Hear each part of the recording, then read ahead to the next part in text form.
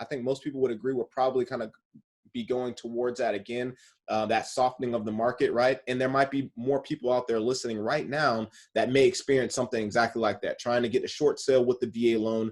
What would you do differently knowing what you know now? So the biggest thing for me is on that particular scenario for myself was education. I just didn't understand what an opportunity looked like. And for me, I was just personally buying that home to live in. And I didn't necessarily understand how powerful a real estate asset could be. I didn't understand the 4 ways you can make money off of a real estate asset. Whether it be cash flow, debt pay down, tax sheltering, or forced appreciation. So I just didn't understand at that time. So education, like you have to be smart. You have to know when you see an opportunity.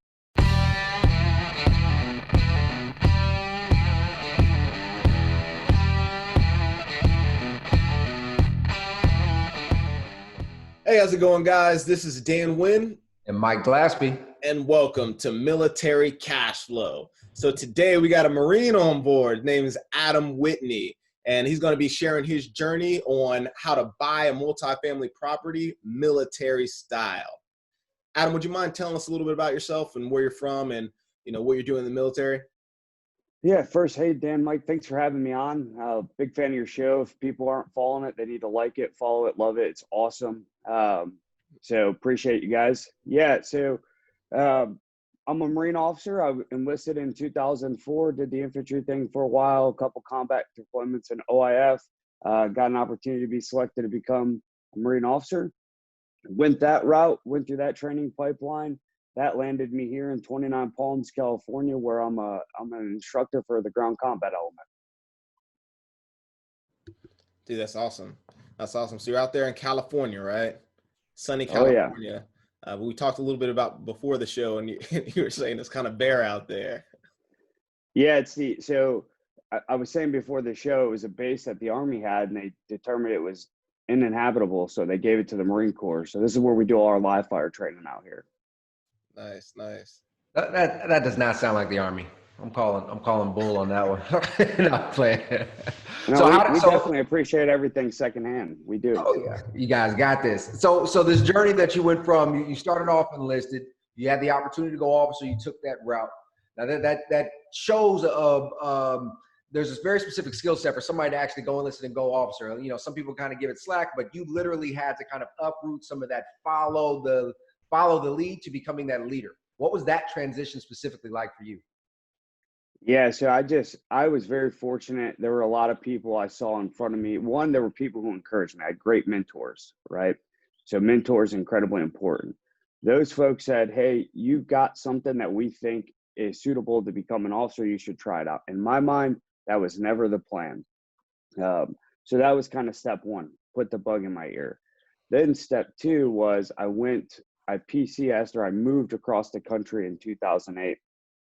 And I was teaching at a place where they make officers in Quantico, Virginia. And I realized that, wow, I think I am actually capable of doing what that guy said I could do.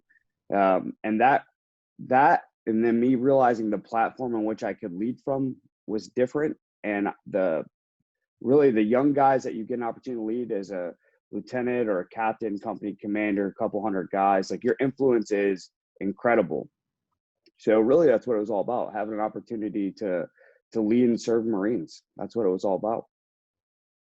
Yeah, that's phenomenal. Not many people get to go through that transition, right? And I think, yeah, kind of like Mike said, it takes a certain person to be able to do that. That's pretty cool. That is pretty cool. So started off, when did you actually start getting into real estate, right? So we made that transition. You were enlisted. Did this kind of notion in your head, or this kind of idea in your head, go off while you were enlisted and you're transitioning over, or when did that happen, and how did that work? Yeah, Dan, perfect question. So when I look back at it, in my mind, that move across the country in 2008, on that drive, I listened to Rich Dad, Poor Dad. I don't know why I listened to that book. I wasn't really a smart real estate guy. I always just had this interest in real estate. So I listened to Rich Dad, Poor Dad going across the United States, and I thought, yeah, like real estate's awesome. own assets. Don't pay for liabilities. So that was kind of the first bug. So now I'm thinking, well, I need to get some money. And then I get selected for the officer program, 2010, 2011. I go in to try to buy, I hear that, and then I'm like, okay, I'll just buy my first property where I live. So I try that whole process. I can kind of go into how that started if you guys want to go that direct. Okay, Yeah, great. Yeah. definitely. So here's the deal. That bug is in my head, and I'm thinking, hey, this is the way I want to go. I want to start buying properties. Like every military member, you hear kind of the false notion of just buy a property everywhere you live. So what ends up happening is I move in 2011 up to Michigan, and it's the property that never was. This is my sad real estate story. So this is 2011. Everything is on sale, 50% discount from a housing perspective. I don't know what that means at this time. I'm just thinking I want to buy a nice house and a nice city at an affordable price. I don't have a lot of money. So I'm going to use my VA loan, and I'm going to buy this really beautiful house in the suburbs near the University of Michigan, where I'm going to go to school. And it's $99,000. And it's a short sale, which I also don't know what that means. But short sale, VA loan during this time, really hard to get those two things to mesh. So there's a lot of red tape, a lot of bureaucracy. I don't really understand at this point. I'm just trying to buy a house. Fast forward up to the closing date, and I could not get the seller to do some really minor repairs. And I actually did some minor repairs for myself to close on this house. Turns out the seller, the selling agent was her husband owned the house. So there's some conflict of interest. I ended up walking away from it. All right. So I ended up walking away from it and renting. So that was my very first experience. When I looked back at that house and what it sold for 4 years later, it sold for $250,000. Man, 150%. Oh, geez. How much money would you have had to put into it to get it to that 250,000 mark? You would have bought it at 99, and then what else would you have put into it? So when I look back at it, it had a little bit of water damage in the basement, but no mold or anything. So it really just needed it needed light repair. So we're talking maybe 10, 15 grand at the very, very most. So you just missed out on 6 figures, man. 6 figures. Most people don't make that in a year. I didn't know. I didn't even know. I didn't know until I looked back. Right. So that's what I call phase one. So, oh, go ahead, Dan. So what was the lesson learned there? So like I know that there's people, I myself was in that exact same situation when I had a lump sum of money and I didn't understand what to do with it. It was a little bit different scenario than what you're talking about, but still the same thing. Hey, I made a mistake. I learned from it. What was a lesson learned there? Right. And then what would you do? Because there's other people out there that's listening to it. I think that I think most people would agree we're probably kind of be going towards that again, that softening of the market, right? And there might be more people out there listening right now that may experience something exactly like that, trying to get a short sale with the VA loan. What would you do differently knowing what you know now? So the biggest thing for me is on that particular scenario for myself was education. I just didn't understand what an opportunity looked like. And for me, I was just personally buying that home to live in. And I didn't necessarily understand how powerful a real estate asset could be. I didn't understand the 4 ways you can make money off of a real estate asset. Whether it be cash flow, debt pay down, tax sheltering, or forced appreciation. So I just didn't understand at that time. So education, like you have to be smart. You have to know when you see an opportunity. Everybody listening, rewind that and just listen one more time. He thought, or he viewed that property simply as an original purchase, but he did not truly understand the importance of a real estate investment, right? And if you guys just educate yourself just a little bit, you learn how to use that VA, which is probably going to be your next story, which we're probably going to get into, but how to find that first purchase that you can live in, but truly make it an asset.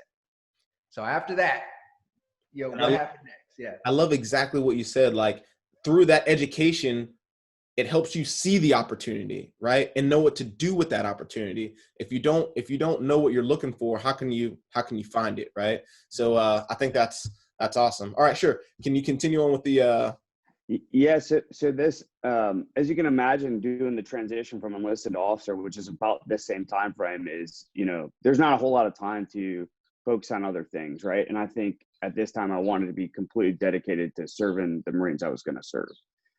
So you can fast forward back all the way up to 2017. So that was 2011 time frame. Fast forward up to 2017. This is my next real estate opportunity. So I'm moving.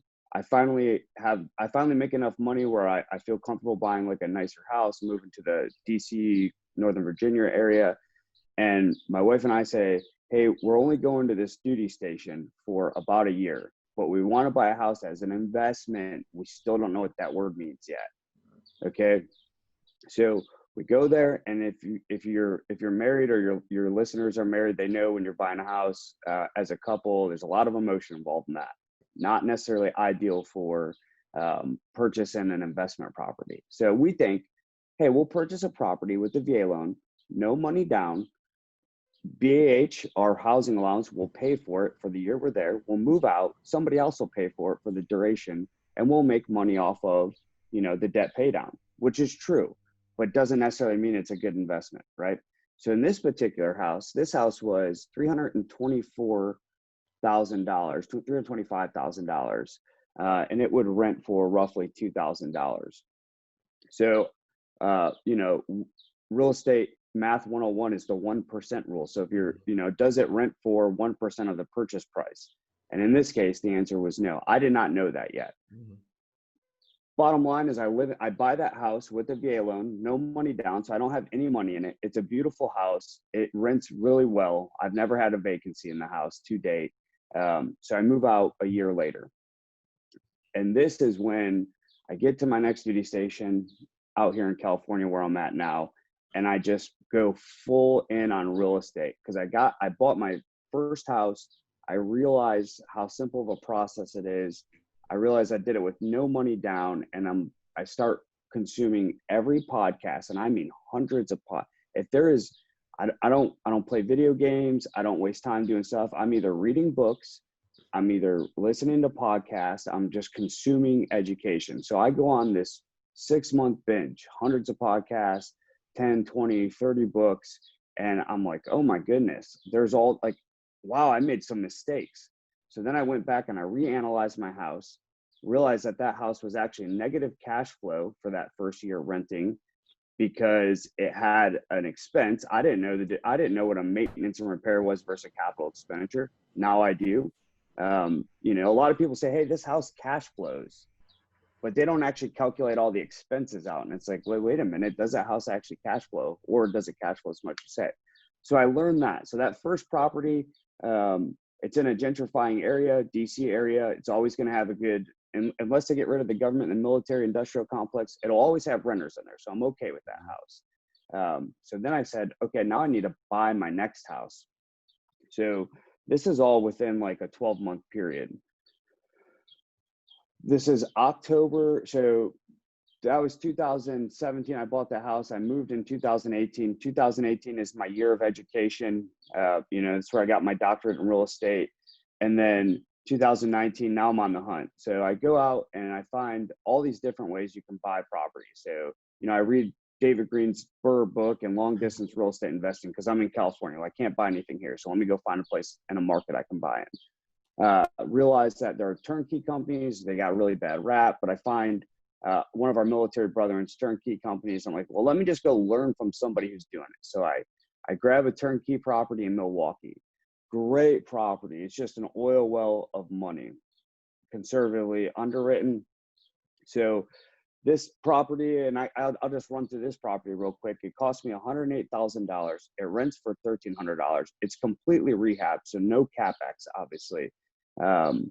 It rents.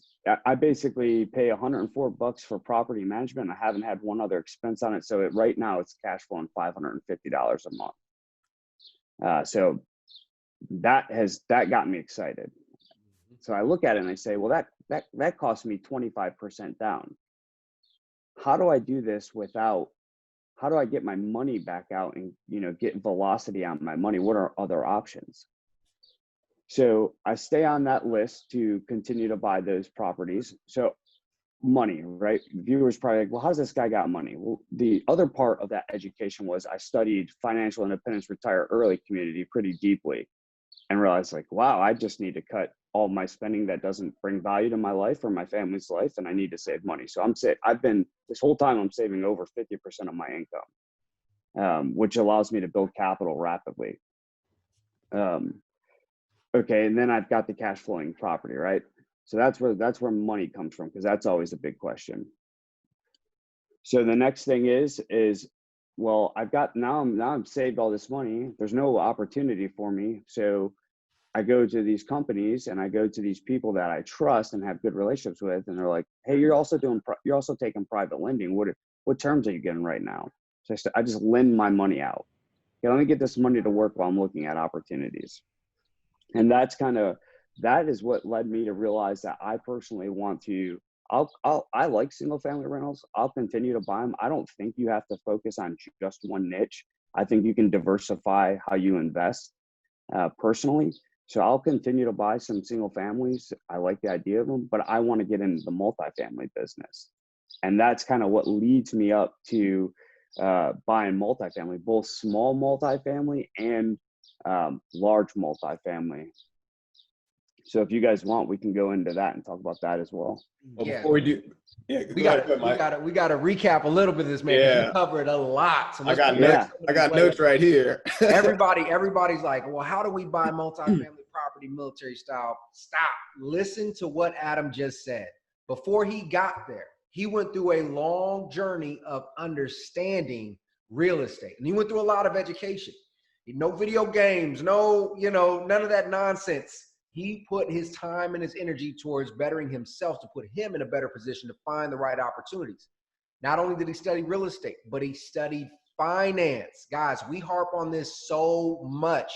If you can't control $100, you're not going to be able to control $1,000. You're not going to be able to control $100,000. So what are you doing trying to make all this money if you can't control the money that you already have?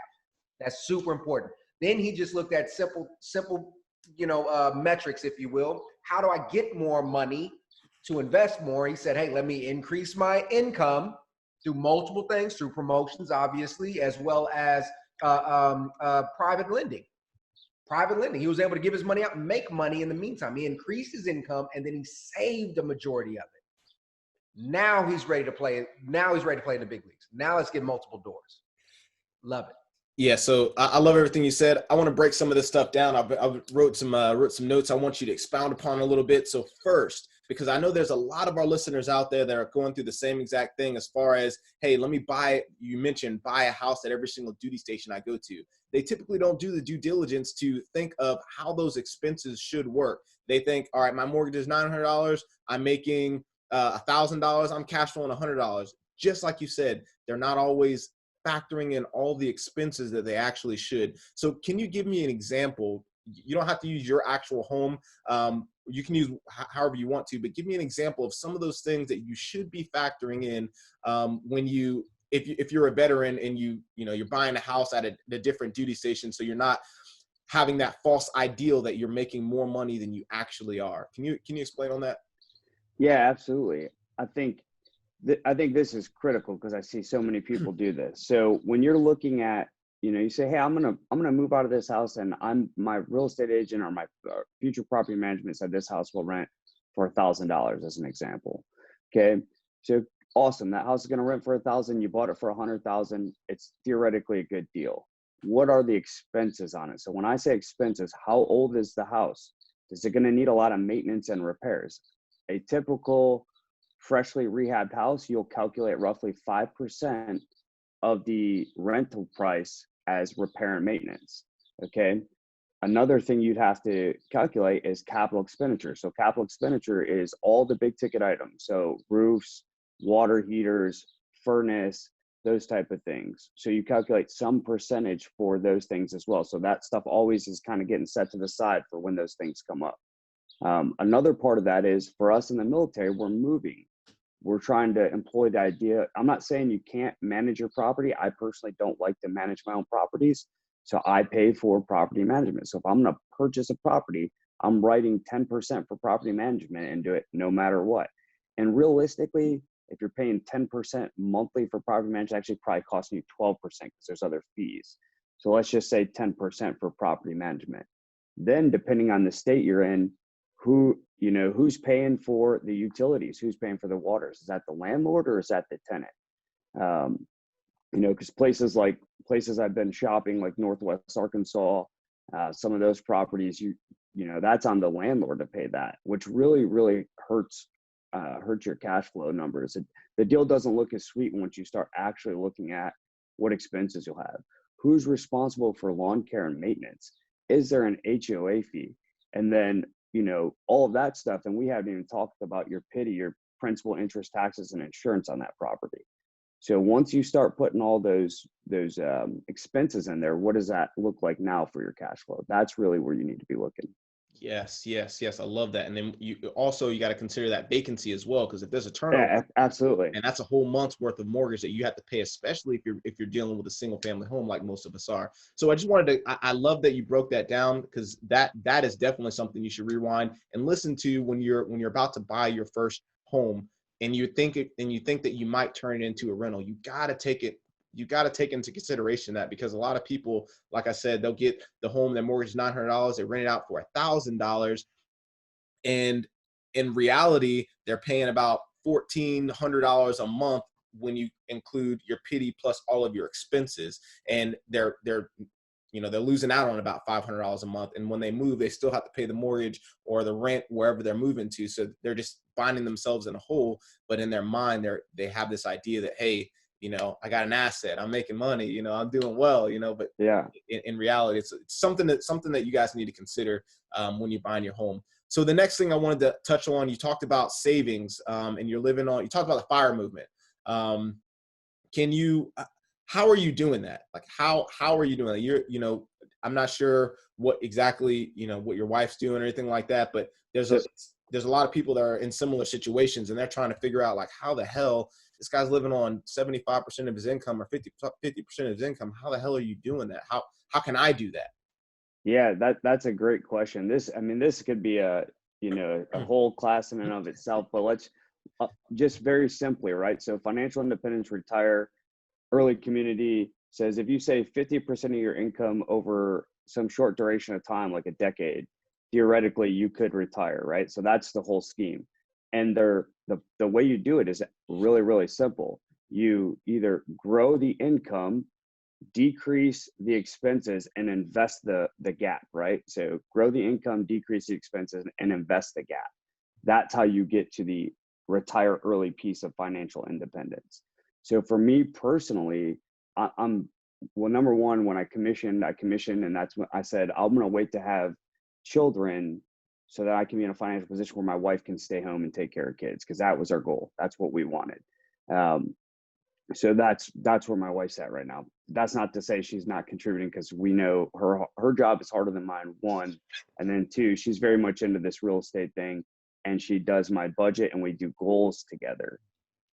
So she does the day-to-day budget. We have budget meetings monthly, or actually really every 2 weeks we have a budget meeting. We sit down, we know exactly where every dollar's going, which is, if you don't do anything, you need to know where every single one of your dollars is going.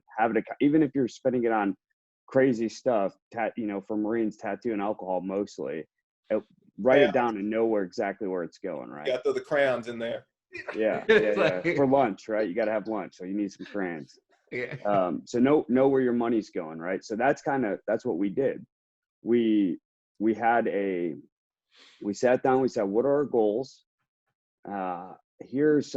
We educated together on the FIRE movement, and then we said, okay, so let's spend aggressively on the things that bring incredible value to our life as a family, and then let's cut ruthlessly on those things that do not. And we sat down and we said, what brings value to our life? What are those things that bring value to our life? We wrote them down together. We made some hard decisions on stuff that we thought brought value to our life, and we realized when we thought about it, it didn't, and we got rid of it, right? So you have three major expenses, right? These are the things that so your housing, your shelter takes up a lot of your money, your food takes up a lot of your money, and your vehicles take up a lot of your money. So for me, I have the same exact vehicle I had a decade ago. And don't get me wrong, I often I see a Tesla down the road and I want it. Mm-hmm. I see a beautiful truck, you know, all leather, nice. Man, I want it. I want it too. I want it just like everybody else does. But then I go back and I look at my goals and I look at what brings value to my life. And I say, is that helping me get to where I want to be? And it's not, frankly. And I don't spend a lot of time in a vehicle. So that's kind of where we went on the FIRE movement. And that's how, you know, cut ruthlessly and spend aggressively on the things that bring value. And we were able to get rid of a bunch of unnecessary bills. And, you know, fortunately for us, we don't have expensive habits.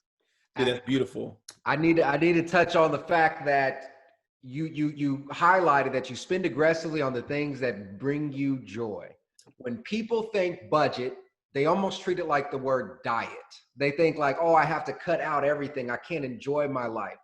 But the thing with budget and diet, it's just what you're consuming. That's what that term really means. It's what you're eating or what you're spending on. So if you sit there and say, hey, I'm spending money on frivolous things that don't mean anything, let me cut that out. How much more discretionary income do I have? That was perfect. If you love going to the gym, spend your money on a gym. Go to 2 gyms. I don't care, because you're enjoying your life. If you are restricting your money so much that you hate waking up, you hate going to work, that's not the way to live, right? And so you can be very purposeful with your money when you do exactly what Adam just said. You spend on the things that brings you just insurmountable joy. Cut out the rest of the stuff. It's just noise.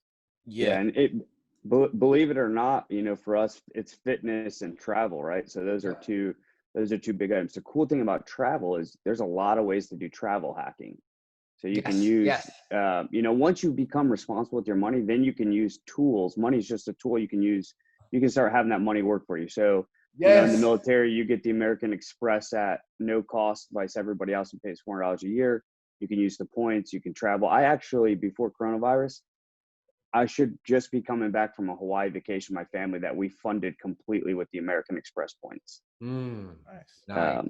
You know, so that was our scheme. So we spent on it, but really we used the tool of money to have the money pay for the vacation.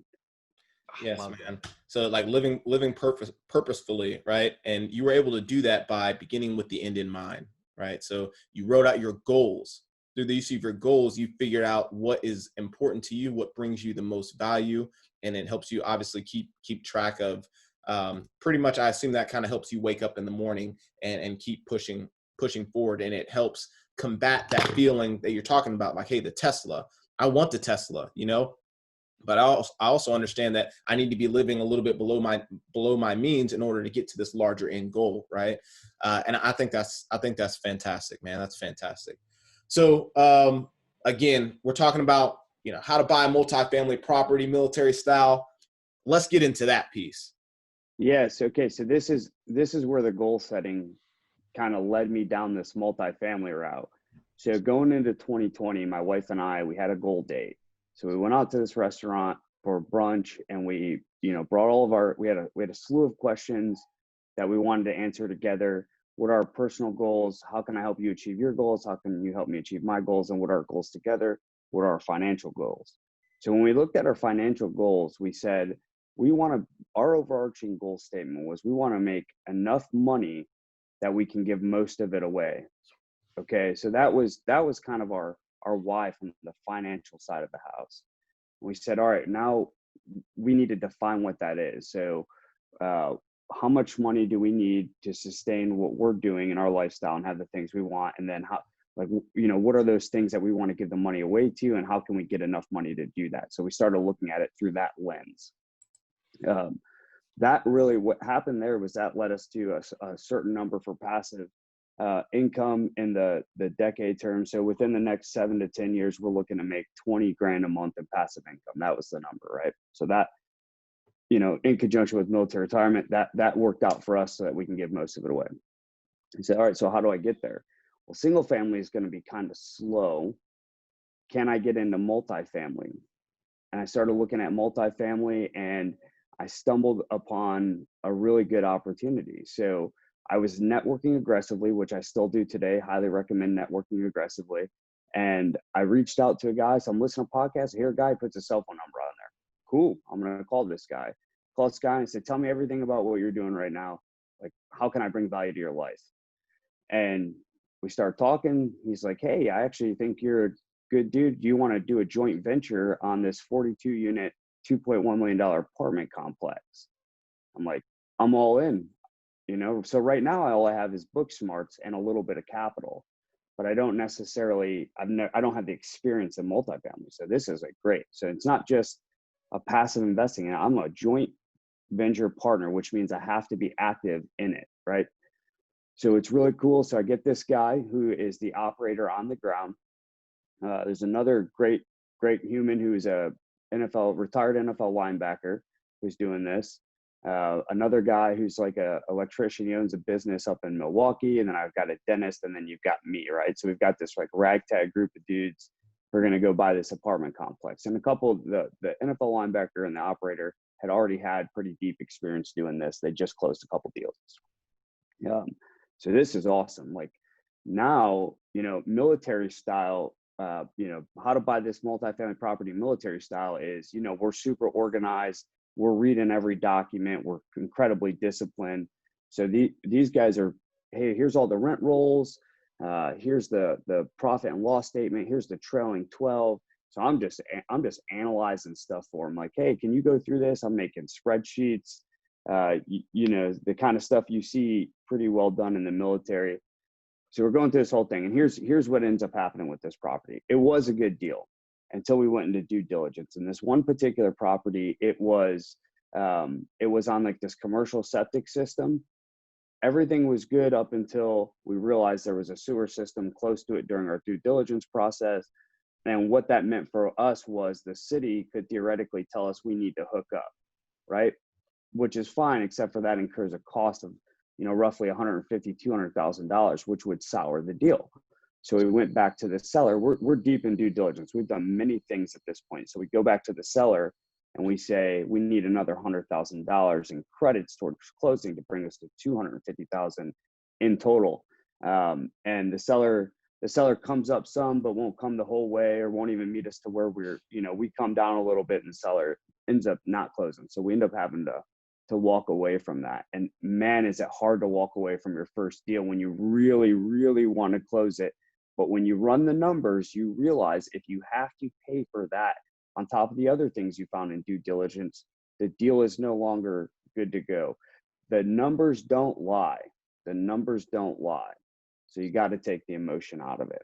I love how there's a few different things there. One, when you talked about resources in the beginning, I love to always refer to resources as the resource triangle, if you will. You have your time, you have your money, and you have your experience. And the only way you can complete a deal is by filling in the trifecta.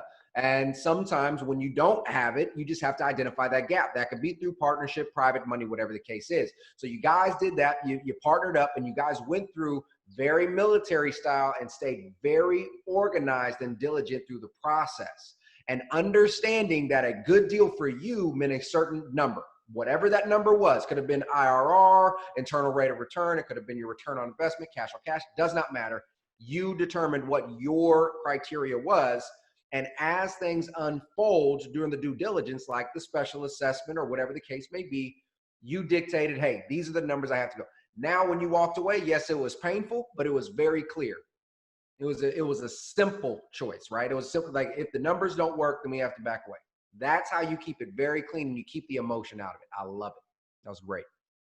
Yeah, and it was just a great experience because I got to see, you know, how do you put an operating agreement together? Like, what is the due diligence process? When you fly out to this, you know, down to the level of detail, when you fly out to the property to do the due diligence and walk through every single unit, you've got a specific checklist. You literally are going, you walk in the door, you're going to turn left, you're going to look at the sink, you're going to look under the sink, you're going to like, it is a very regimented, disciplined process in which you do it, which, you know, some people may not know that. Like all of that stuff, there's a certain way you look at the rents, you know. So one thing I found out about multifamily, the large multifamily, at least for commercial, is the times the numbers do lie is when they give you the, you know, the initial pro forma. Like, hey, as an example, this property is all 2-bedroom, 1 bath, and here's what the net operating income is. That is like never true, right? And turns out for us during due diligence, this property was almost all 2-bedroom and 1-bath minus 2 of them, right? So that's pretty significant from a rent perspective. But yeah, that was a good experience. So I found out the value of due diligence. You got to be a stoic in due diligence. You can't let the emotion overcome you. Just remember, the numbers don't lie. If it's a sour deal, it's a sour deal. Just be smart about it. And guys, there's actually a book. I don't think I have it here, but I highly recommend it for commercial investing, especially for the multifamily space. There's a book by, I think it's Brian Hennessy, and it's a commercial real estate due diligence book. In there is literally step-by-step checklists of everything you can even think or that you don't even think of. As Adam alluded to, there's septic systems. If there's a city sewer system nearby, the city could dictate and say, hey, I'm going to force an assessment making you hook up. If there's industrial complexes near you, then an environmental survey may be required, or an environmental report may be required by the lender. There's all kinds of stuff that you may not know. But again, through education and through filling in that gap of experience on that triangle, you can quickly cover up those things. And then, as Adam said, you have to stay stoic. You have to stay, stick to your guns when it comes to your criteria of a good deal. So that one there didn't work out. But what happened next? Okay, so I'm still networking. So that one is in the St. Louis area. I'm still networking with. So I had identified a couple different markets, and I built relationships with some typical team members. So your real estate agent, property management in certain markets. So I find this incredible guy on Bigger Pockets, real estate agent, broker down in Northwest Arkansas. I see that is an area that has a lot of cash flow potential, not necessarily a lot of appreciation potential. So he's sending me deals all the time, and I come across these duplexes. So first I get a deal, and it's a quad. This is an incredible due diligence experience too. So it's being offered as a 4-plex, but it's 2 separate duplexes. I'm like, oh, okay, that's cool. So it's very cheap. It's like, I think it's $150,000 is what they're asking, or $175,000, something not that expensive. I'm like, well, that's cheap. I should at least take a flyer on this. And it's renting for, like $600 a door, which is $1,800. So the numbers look good on the surface. So I say, hey, that looks really awesome. Like, what's it look like? Can you drive by it? Drives by, and he's like, it's got some deferred maintenance. So I said, okay, I'll give him $138,500 for they were asking $150,000. And I said, I'll give him $138,500 for it. They came back and said $142,000. I said, okay, $139,000. And they accepted. So I was like, wow, that's deeply discounted. That's $11,000 off the top on a 4-plex. Okay, cool. Now let me get the financing and stuff in place. I go to get the financing in place, and they're like, hey, this is 2 separate buildings, 2 separate parcels. So the parcel is the land with the tax ID, and it has the improvement, which is the building on the parcel. And I'm like, oh, okay. Well, can I still buy them? They're like, yeah, but you got to buy them separately. And I'm like, how do they own them? So I start calling people. I find out the bank who's servicing the debt on these properties. And I'm like, hey, what's the deal with this? How are both of these owned under one loan? And it's a commercial loan. It's terrible terms. And I'm like, yeah, I don't want that. So, I start looking at, can I combine the parcels? Turns out you can actually combine parcels really easy. You literally just call the city, and they erase the line and give you a new parcel number. Didn't realize it was that simple. So I learned that.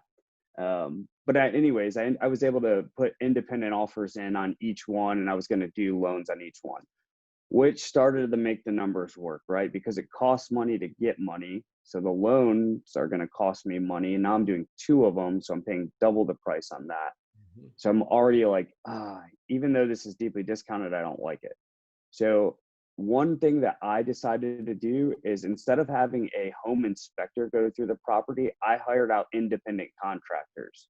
So I hired a HVAC guy, I hired a roofer, I hired an electrician, I hired a plumber, and it cost me about the same as hiring a home inspector would cost me anyways.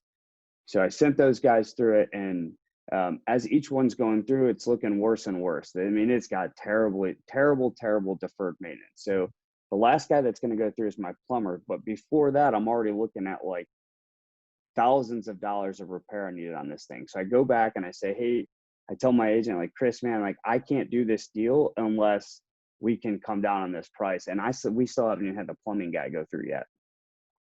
He's like, okay, what do you think? And I'm like, I'm going to need probably another $7,000 off per property. So I went from 139, I think it was like 69.5 each, right? Down to like 62 or 63 each. And they accepted. So now I'm even more concerned. I'm like, man, this guy really wants to dump this property. It had so much deferred maintenance. And this was probably a C- property.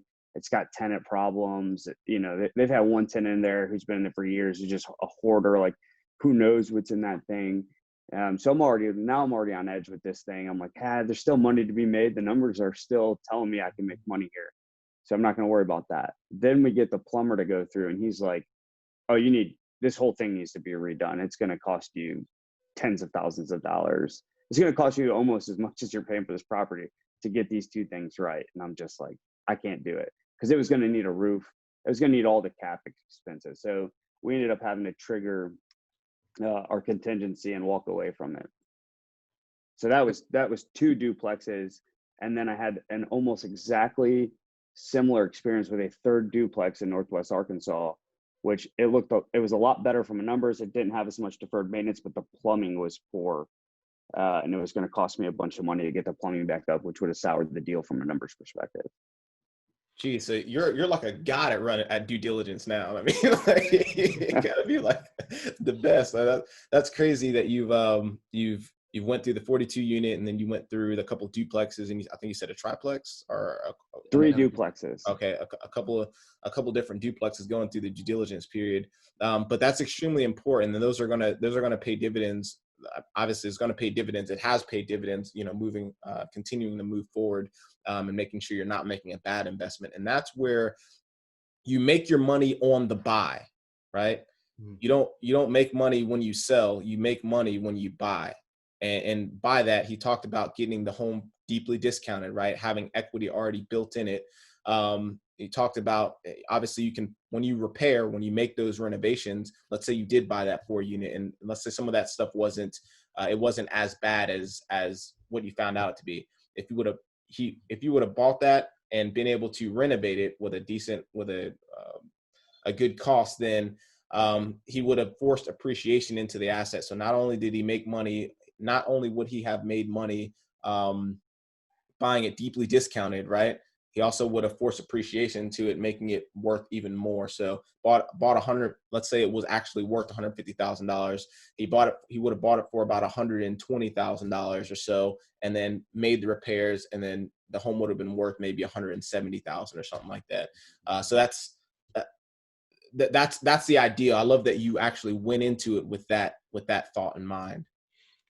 Another thing I like is that you were creative, right? I'm big on not just walking away on the first sign of trouble. You made sure you looked at every option to include the parcel ID, right? It's not very difficult to combine 2 parcels, but many people will hear that and they'll be like, oh, I got to go talk to the county. Oh, nope, right? They're just going to walk away. Or the loan types. Yeah, commercial loans are expensive. Portfolio loans, you can do that one way, but what if you just make it 1 parcel and then you get a different type of loan? All these different things. But the one thing I really like the most that I have to point out is you used independent contractors instead of a home inspector. For all of you who use a home inspector, now don't get it twisted. I like home inspectors as well, but I do pest and I get contractors. And the reason why is because a home inspector is going to go through and see something wrong. What is he going to put in the report? Confer to a specialist, right? Or hire the expert. Yeah, go to an expert. Recommend you get an expert to look at it. So they're going to charge you a certain amount just to go get those guys anyway. So I've never heard that on this podcast before. So that's just a technique, not saying it's the right answer, but something to consider in your market. You know, every market's different. So I like that. Yeah, so great. What's next, man? We got two bangerangs, got hit over side the head on 2 of them. Yeah, so that kind of led me up to a few months ago, and what I've been looking at. So I've just been networking aggressively with the multifamily community. I got, recently an introduction to Joe Fairless through another multifamily guy. Yep. Obviously all these people have coaching programs. I'm not doing those coaching programs, and I'm doing no coaching programs. The only thing that I'm in is a mastermind group with just all military guys. It's super cheap, and it's just really a bunch of military guys meeting up talking about real estate. So that's the only thing I'm actually doing. That because when I look at multifamily, I see people pay a lot of money. People are paying a lot of money to be coached to learn how to do this process. That I am not doing that. I wanted to be clear on that. So for me, I'm talking to these multifamily people, and I've got capital. So I'm looking at right now, I've got a couple opportunities to invest in other people's deals. And obviously those deals are all under, certain SEC requirements. So you can't talk too deeply about those deals, but I'm looking at two different things right now: commercial multifamily apartments, and then also a mobile home park deal that are really, really interesting, great returns, but more importantly to me, great, trustworthy people that I want to be invested with. So that's where I'm at right now, and that's kind of what I'm working on. I'm still purchasing turnkey rental properties up in Milwaukee through that company, just because it's such a great experience. I love it. Yeah, that's where awesome, I'm at right man. now. That's today. Yeah, so you leverage all this experience to get you to a point where you're now comfortable to start networking with the individuals who have access to those properties. You now know how to evaluate a property because you just went through that process. So when people say, how do you get started in multifamily? It's literally going through the grind. There is no easy button. There is no boop, I'm just going to do it tomorrow and it's very simple. No, it takes time. It takes a military approach into making sure that you're staying organized and diligent and persistent. And then now, I guarantee it won't be long. As soon as you get it, you got to let us know. We're going to bring it back. And so you can go part two.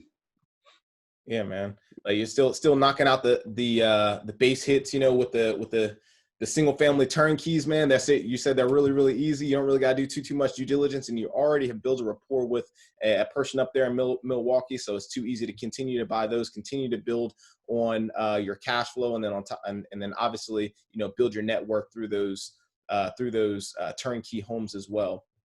So just wrapping it up a little bit, right?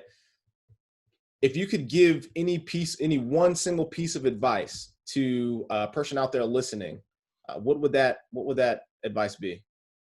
Yeah. So, I'm a kind of a product of my personal environment. So number one is educate yourself, become smart at the different, whatever you're interested in. If it's real estate, if it's something else, become smart at that, and then take action in that arena. Be the man or woman in the arena, become smart at it, and then take action, have a bias for action, be the man or woman in the arena. Excellent. Dude. All right. And so you gave us a lot of freaking information. You gave us, I absolutely love your story from the beginning to the end, the education piece to the due diligence piece to the, knocking out the turnkeys. I love it.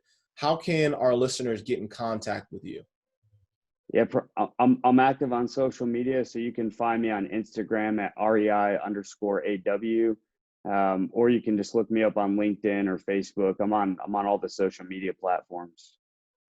Excellent. Hey, and if you're listening, we'll have all those links down below. You'll see his @ for his Instagram right there, right below his picture. And then also we'll make sure all the other information is down there in the show notes. So just click on that and make sure you reach out to Adam. He's also in our Facebook group. We've got over 450 members now, I think, all active, or all service members, past and present, who are interested and who are knocking out deals, learning, taking action, and doing things. There's a lot of great conversations going on in the Military Cashflow Facebook group. So I strongly recommend you come on and check that out. Just join us there. Also, if you're watching this on YouTube, make sure you hit that like button, hit that subscribe button, hit that notification bell so you get the videos as they're coming out. And then lastly, if you're listening to us on podcast, make sure you leave us that 5-star review. Let us know how we're doing. And you got anything, Mike? Nope. Adam, I greatly appreciate you coming out and sharing all of your knowledge and experience with the audience. There's a lot of great takeaways there. Thank you for your time. Yeah, thanks for having me, guys. It's been a pleasure. Dude, it's awesome. It's awesome. Hey, with that, this is Dan Wynn And Mike Glaspie signing off.